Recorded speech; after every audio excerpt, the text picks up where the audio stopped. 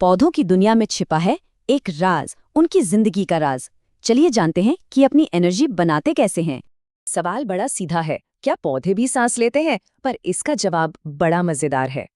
हाँ, बिल्कुल लेते हैं, लेकिन हमारी तरह नहीं। ये ऑक्सीजन अंदर लेते हैं और कार्बन डाइऑक्साइड बाहर छोड़ते हैं। देखिए, हर जिंदगी चलती है एनर्जी पर, और सेल्स के लिए ये एनर्जी है एटीपी। एटीपी को आप सेल की कैश मनी समझ सकते हैं। इसी से सारे काम होते हैं। इसकी शुरुआत होती है ग्लाइकोलाइसिस से, यानी शुगर का टूटना। ये पहला और सबसे जरूरी स्टेप है।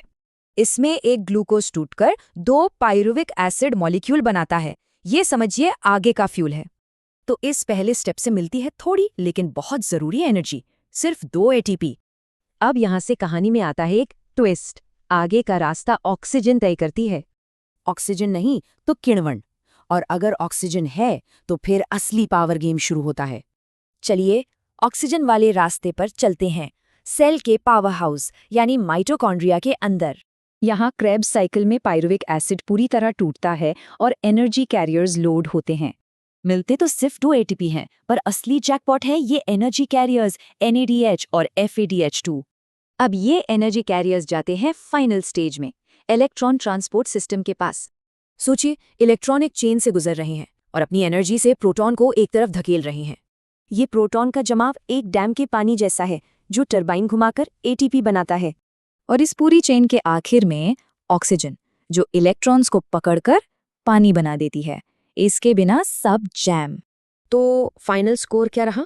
एक ग्लूकोज से पूरे 38 एटीपी। क्या कमाल की एफिशिएंसी है। लेकिन रुकिए, रेस्पिरेशन सिर्फ एनर्जी बनाने की फैक्ट्री नहीं है, ये तो एक सेंट्रल हब है। इसे कहते हैं एम्फीबॉलिक पाथवे, मतलब ये मॉलिक्यूल्स को तोड़ता भी है और जोड़ता भी है।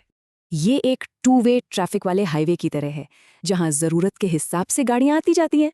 जैसे एसिटाइल CoA ये एनर्जी भी देता है और जरूरत पड़ने पर फैटी एसिड भी बना सकता है।